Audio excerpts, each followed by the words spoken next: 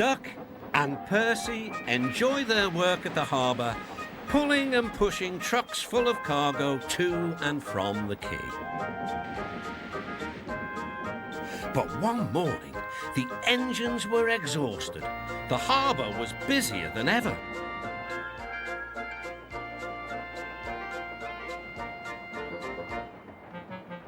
The Fat Controller promised that another engine would be found to help them.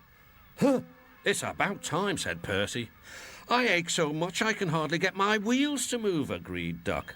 They waited for the engine to arrive. It came as a shock when he did. "Good morning," squirmed Diesel in his oily voice.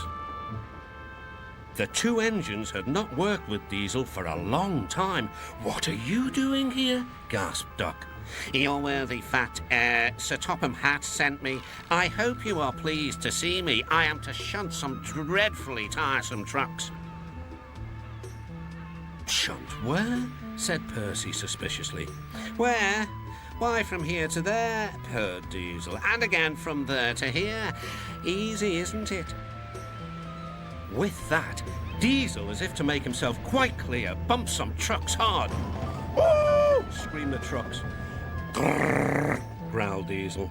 Percy and Duck were horrified. They did not trust Diesel at all.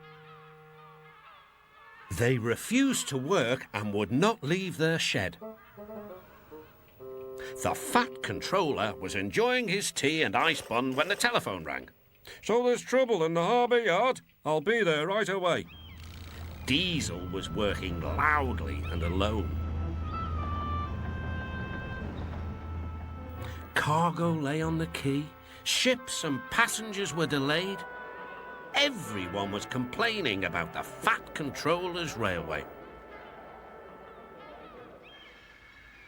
Percy and Duck were sulking in their shed. "What's all this?" demanded the Fat Controller. We're on strike, sir," said Percy. "Yes," added Duck. "Beg pardon, sir, but we won't work with Diesel, sir." Then, in a quiet, hurt voice, he added, "You said you'd sent him packing, sir." "I have to give Diesel a second chance. I am trying to help you by bringing Diesel here. Now you must help me. He was the only engine available."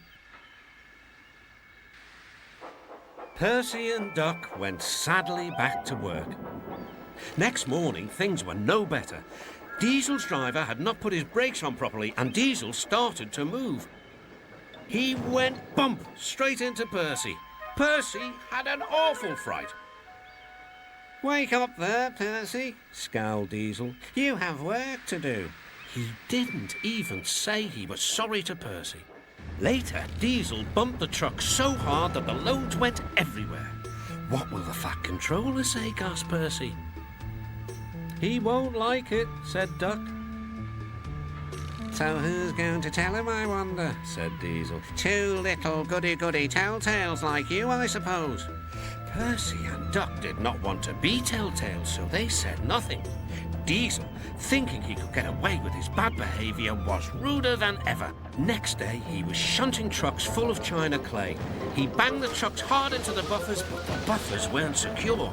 The silly trucks were sunk. Soon, the Fat Controller heard the news. The trucks were hoisted safely from the sea, but the clay was lost.